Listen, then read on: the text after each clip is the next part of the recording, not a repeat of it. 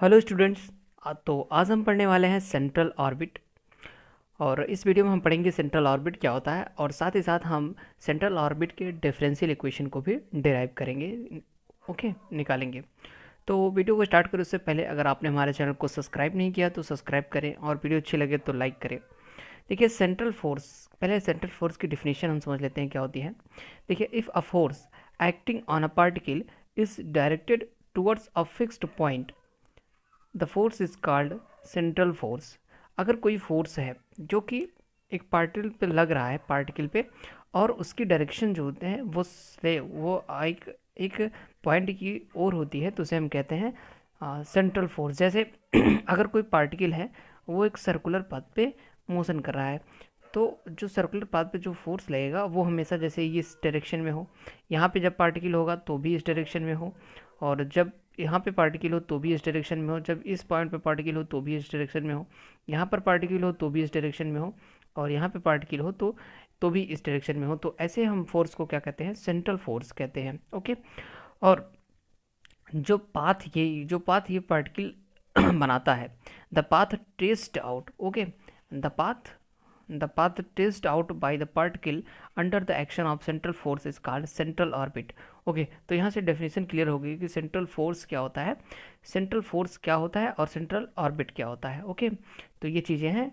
जो फोर्स होता है वो हमेशा एक ऐसे पॉइंट की तरफ होता है, तो उसे हम कहते हैं सेंट्रल फोर्स, और इस पॉइंट को जिसकी तरफ होता है उसे हम कहते हैं सेंटर ऑफ ऑर्बिट।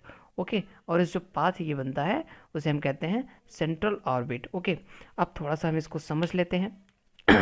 अब हम क्या करते हैं, डिफरेंशियल इक्वेशन निकालते हैं। इस सेंट्रल ऑर्बिट का डिफरेंशियल इक्वेशन कैसे निकालेंगे? देखिए, motion in A central orbit, अगर हम मान लें ये क्या है, पोलर फॉर्म में हमने लिखा हुआ है, ये हमारी इनिशियल लाइन है ओ एक्स, यहाँ पे थीटा इज इक्वल टू 0 होता है, और ये हमारा क्या है, एक पाथ है जो कि सेंट्रल ऑर्बिट है। ओके, यहाँ पे एक पार्टिकल है, मान लेते हैं किसी टाइम टी पर ये जो पार्टिकल है वो पॉइंट ए पे था, और पॉइंट ए की जो पोलर कोऑर्डिनेट्स है वो क्या है, आर कमा थीटा है। ओके, ये एंगल थीटा है, ये आपका आर है। ओके, तो इस कंडीशन में अगर हम इसका डिस्कस करें, इसके मोशन को, तो देखिए यहाँ पे जब पार्टिकल होगा तो एक एसिलेशन होगा, यहाँ पे जो पॉइंट पर एक एसिलेशन होगा जिसकी डायरेक्शन क्या होगी, यहाँ पे कैपिटल पी होगा। ओके, कैपिटल पी होगा जो कि पॉइंट ओ की ओर, पॉइंट ओ की ओर इसका डायरेक्शन होगा इस एसिलेशन पी की। तो अगर हम इक्वेशन लिखें, इक्वेशंस ऑफ मोशन। ओके, अब हम क्या करते हैं, इक्वेशंस ऑफ मोशन। देखिए, दो चीज़ें होती हैं। पहला, पोलर कोऑर्डिनेट में दो कंपोनेंट होते हैं एसिलेशन के, एक होता है रेडियल कंपोनेंट। यहाँ पे रेडियल कंपोनेंट क्या होगा, रेडियल कंपोनेंट जो होगा वो इस डायरेक्शन में होगा एसिलेशन का, और एक ट्रांसवर्स कंपोनेंट होता है, ट्रांसवर्सल कंपोनेंट, उसे कहते हैं हम ये स्पर्शरेखी कहते हैं और त्रिज्यी कहते हैं। ओके, तो ये कंपोनेंट होगा। तो यहाँ पे जो एसिलेशन है वो किधर है, ओ की तरफ है। इसका अगर इस एसिलेशन का अगर हम निकालें रेडियल कंपोनेंट, पहले आपने जो है आपने पढ़ा होगा काइनेमेटिक्स ने, आप जब मैकेनिक्स से पढ़ रहे थे तो वहाँ पे आपको बताया होगा कि रेडियल कंपोनेंट क्या होता है। तो रेडियल कंपोनेंट जो होता है आपका, ओके, तो जो आपका रेडियल कंपोनेंट होता है, component radial component of acceleration. Okay, radial component of acceleration जो होता है उसको हम कुछ इस तरीके से दिखाते हैं। Okay, radial component of acceleration वो कुछ इस तरीके से होता है, ये इसको हम कहते हैं रेडियल कंपोनेंट ऑफ एसिलेशन। और उसके बाद एक दूसरा कंपोनेंट होता है, यहाँ पे मैं आपको बता दे रहा हूँ, ट्रांसवर्स कंपोनेंट। ओके, ट्रांसवर्स, इसे हम कहते हैं क्या,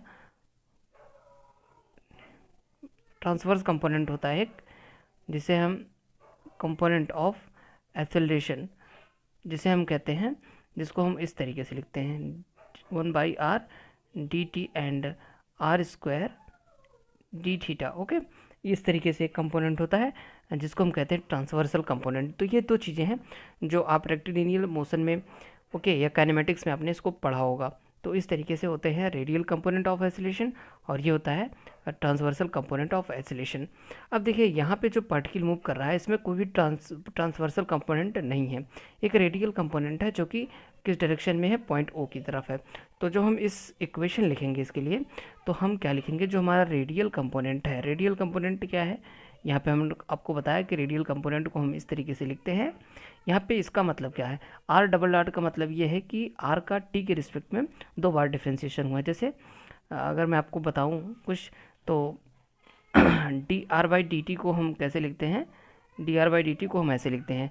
तो वही अगर 2 डॉट ऊपर होगा तो मतलब 2 बार डिफ्रेंसिएशन हुआ है। तो यहाँ पे जो रेडियल कंपोनेंट है, रेडियल कंपोनेंट का डायरेक्शन मैंने आपको बताया, रेडियल कंपोनेंट का जो डायरेक्शन होगा वो ए डायरेक्शन में, ओ से ए की तरफ होगा। और जो इसका एक्सेलरेशन मैंने बताया ये पॉइंट ओ की तरफ है, तो यहाँ पे हम इसको लिखेंगे माइनस पी।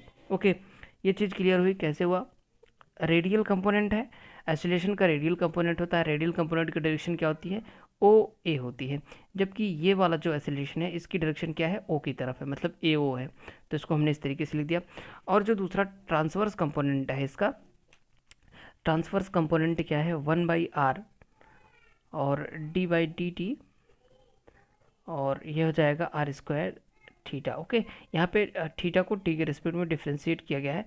ये आपका 0 होगा, हम इसको इक्वेशन नंबर 1 और इसको इक्वेशन नंबर 2 नाम दे देते हैं। ओके, ये 0 कैसे होगा, मैंने आपको बताया कि यहाँ पे जो है केवल रेडियल एक्सेलरेशन है, ट्रांसवर्सल एक्सेलरेशन क्या है वो 0 है। ओके, तो यहाँ से ये चीज़ें हो गई क्लियर। अब हम क्या करते हैं, यहाँ पे जब किसी का डिफ्रेंशिएशन 0 होता है तो उसको हम कांस्टेंट मानते हैं। तो यहाँ पे हम मान लेते हैं कि r square and theta is equal to H.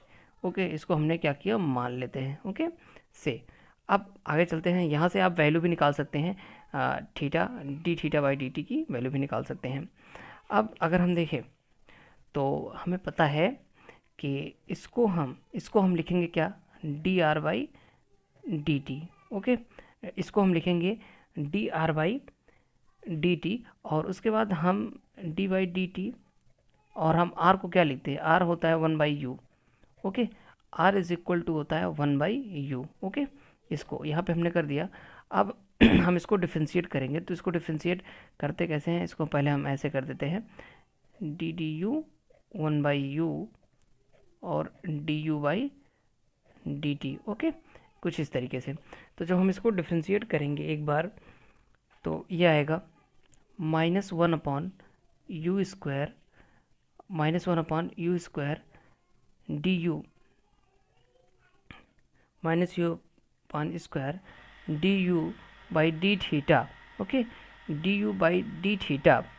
एक बार हमने क्या किया, u के रिस्पेक्ट में इसको डिफ्रेंशिएट कर दिया, उसके बाद D you by D theta हो गया, और यहाँ पे D theta by d T हम इसको लिख देते हैं, D u D by D theta by d T हो गया। ओके, अब आगे चलते हैं। मिला हुआ था कि r, इसको हम एक पॉइंट मानते हैं, तो इसको D R by d T समझते हैं, इतना आ गया। फिर यहाँ से इसको हम लिख सकते हैं 1-1/u² D you by D theta, और इसको हम लिख सकते हैं इतना। ओके, और हमने प्रीवियस पेज पे ये भी लिखा हुआ था कि आर स्क्वायर इतना का मतलब होता है h। तो यहाँ से अगर हम इसकी वैल्यू निकालें तो यहाँ से हमें मिलेगा h बाई आर स्क्वायर, और इसको हम लिख सकते हैं h by you square. Okay, sorry H U square. अब हम क्या करते हैं, इस वैल्यू को यहाँ पे पुट करते हैं, तो हमें मिल जाएगा क्या, तो हमें मिलेगा 1-u² D you by D theta, और थीटा की वैल्यू जो हम यहाँ पे इसको इस तरीके से पुट करेंगे तो इतना आ जाएगा। यहाँ से यू स्क्वायर कैंसिल आउट हो जाएगा, तो हमें मिलेगा -h D you by D theta. ये हमें एक वैल्यू मिल गई।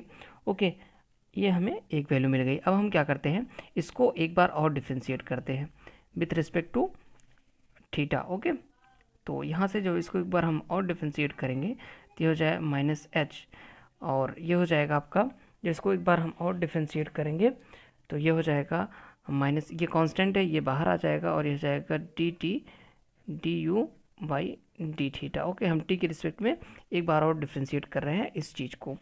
तो फिर यहाँ से हो जाएगा -h, और ये हो जाएगा d2u d theta 2 into D theta D T. Okay, ये कुछ इस तरीके से आ जाएगा r डबल डैश।